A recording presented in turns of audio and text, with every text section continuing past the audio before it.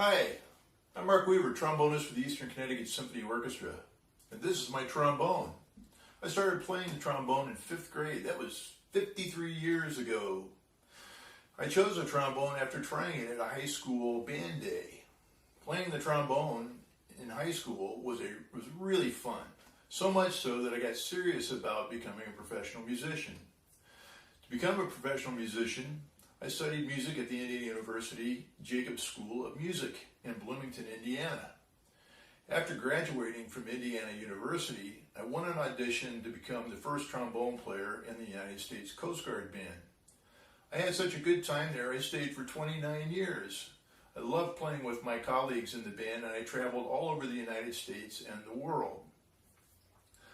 I've been playing trombone in the Eastern Connecticut Symphony now for 20 years, and I just love it. It's great to get together with my friends and make great music to big audiences. So today I thought it'd be really fun to take you on a trip and introduce you to my friend, the trombone.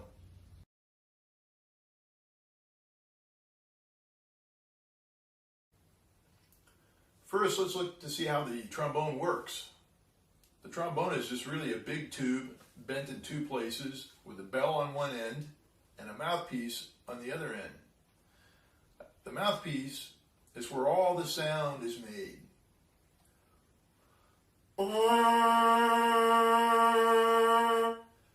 By buzzing into the mouthpiece, I make the initial sound with my lips. When I put the mouthpiece into the trombone, it becomes an amplifier.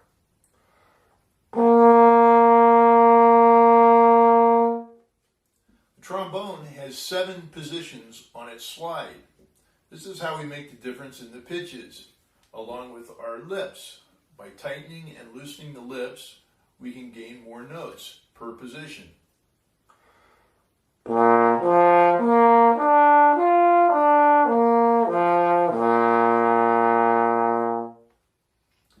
I do all those things together in a certain way, I can play a scale.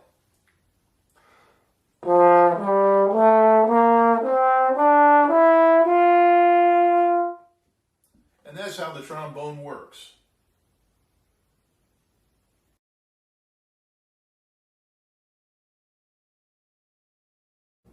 So, let's have a little history lesson about the trombone. Where did it begin? The first trombone was called a sackbut. It's a funny term, but it's a French term, which means to push and pull, which describes the slide movement of the instrument. In Italy, the sackbut was called the trombone, which means large trumpet. That name stuck and remains with it today.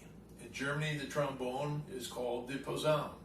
Another funny name, but it's still a trombone. The first sackbuts were used in the late 1400s. By the 1500s, the sackbut became prominent in religious music in Venice by the Gabrieli family. See the sackbuts to the left? They were made in different sizes: alto, tenor, bass, and contrabass. Look at the man below. He's playing a contrabass sackbut. Wow, that thing is huge. He had to use actually a stick on the slide so he could reach the outside positions. I'm going to play a real quick little sackbut tune for you so you can hear the type of music they would have played. This piece is by Domenico Gabrieli.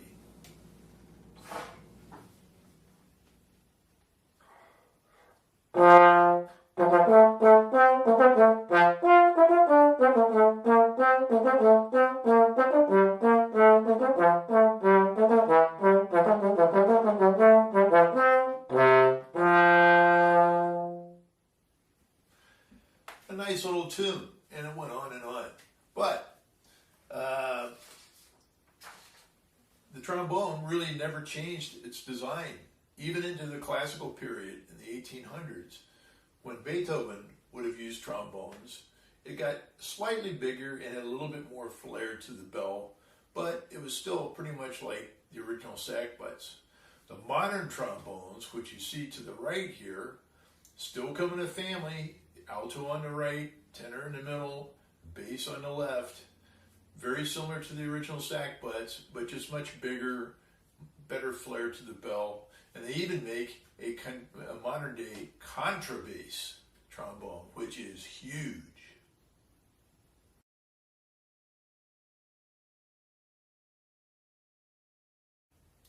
Now that you know some of the history of the trombone and how it works, let's see how composers use it in the symphony orchestra to make big moments happen.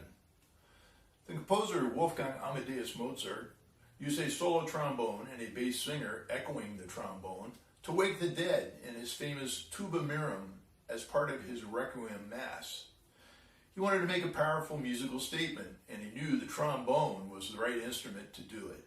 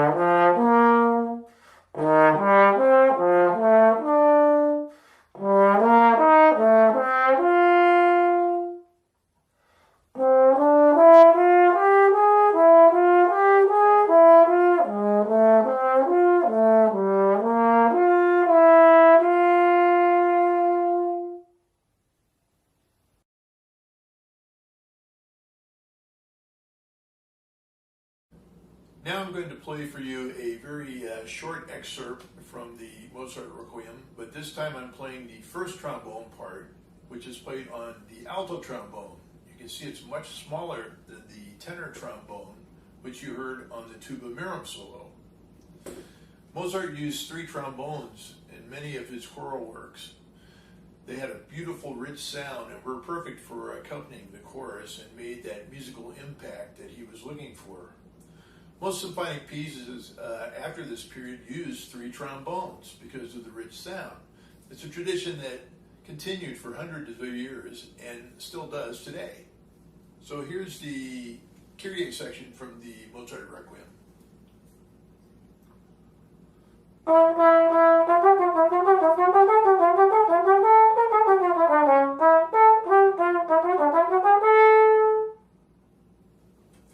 Notice the difference in the sound.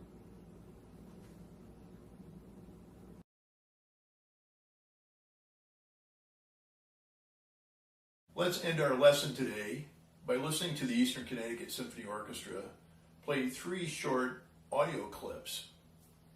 Listen for the trombones in each one of these clips. The first clip you'll hear is by composer Richard Wagner. It's the prelude to the Act 3 of his opera Lohengrin. Listen how the trombones dominate the orchestra with their big sound and driving rhythm. The second clip demonstrates how softly the trombones and tuba play. It's the opening to the second movement of Antonin Dvorak's New World Symphony, the Symphony No. 9. They sound like a chorus of voices.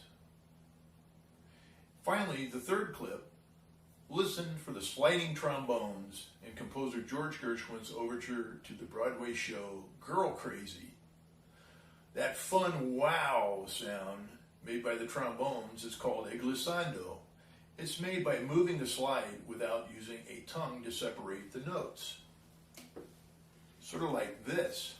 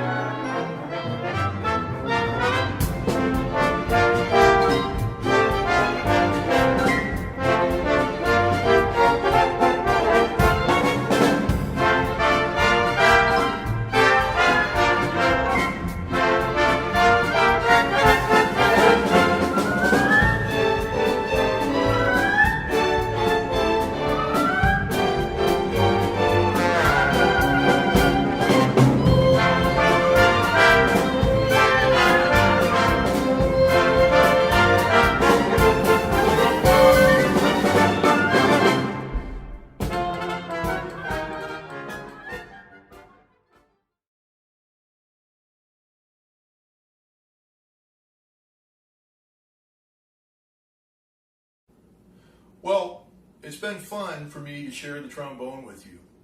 I hope this may inspire somebody you to want to play the trombone.